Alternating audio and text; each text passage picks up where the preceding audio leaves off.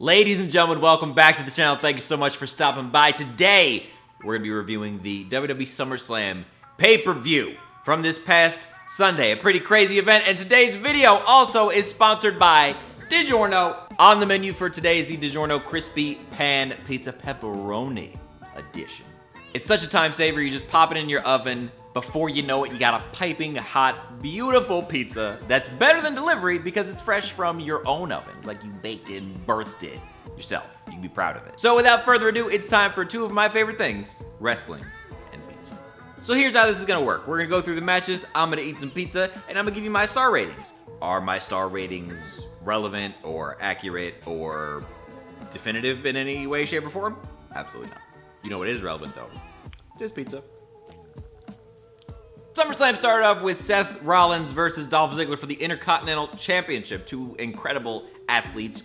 Dean's in Seth's corner looking jacked. Drew's in Dolph's corner looking jacked. Everybody just looking jacked. Now for me, this is probably the best Dolph Ziggler that I've seen in years. I'm sure a lot of people would probably agree with that. And Seth Rollins is still at the top of his game and probably will remain at the top of his game for years to come. So like, regardless of how you may feel about what's been going on with the Intercontinental Championship over the last few years, or just this feud in general, like these are two incredible athletes. So at the end of the day, I expected a pretty good match. And I got one. It took a little bit to pick up, I think, but the reverse suplex spot was crazy and had a really great finish. So I'm gonna go ahead and give that one 3.96.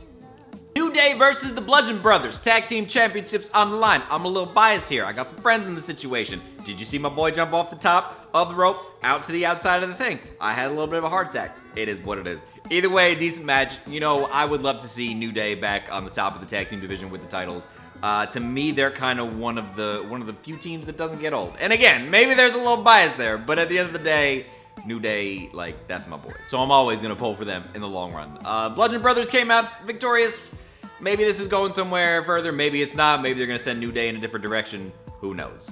Oh, 3.4.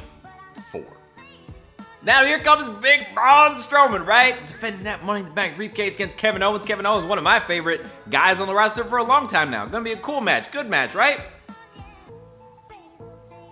He whooped that boy's booty in about 14 seconds. I literally typed in my notes, question mark, setting up for later, question mark, WTF 1.5. How about the Triple Threat SmackDown Women's Championship match? Becky, Charlotte, Carmella. Three fantastic women. I love all three of them. I was really pulling for Becky, but as soon as they added Charlotte to the match, I was like,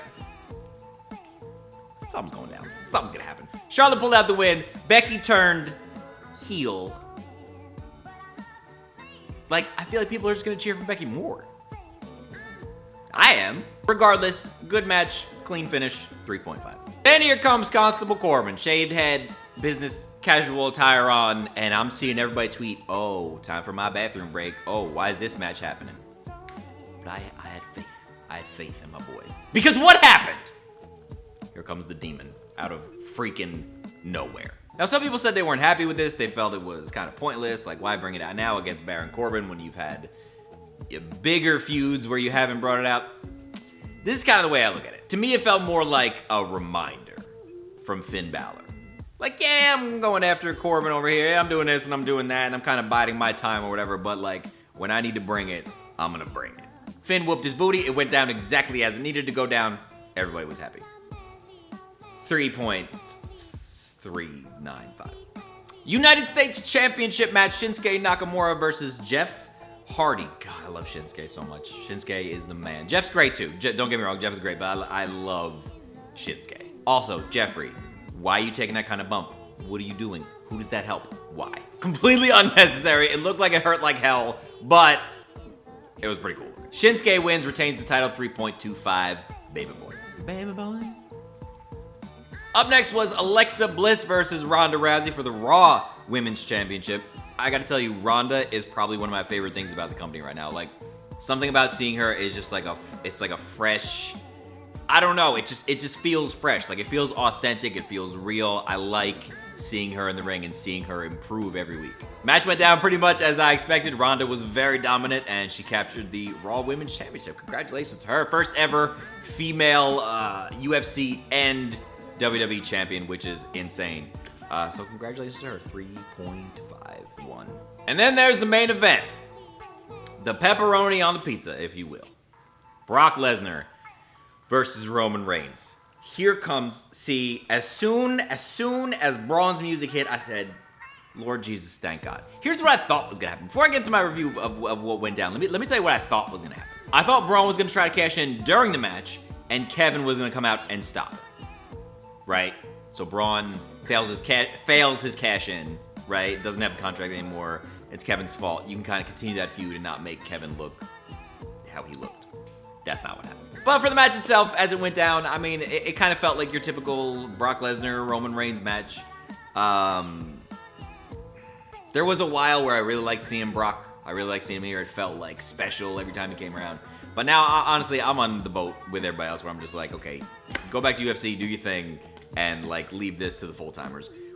Regardless of how you feel about Roman Reigns, I'm happier knowing that the title is with someone who's on the roster full-time, who actually gives their 100% of their time and effort to the WWE and to the fans. And that's right now, that's Roman Reigns, and he's the champ. 3-0-5.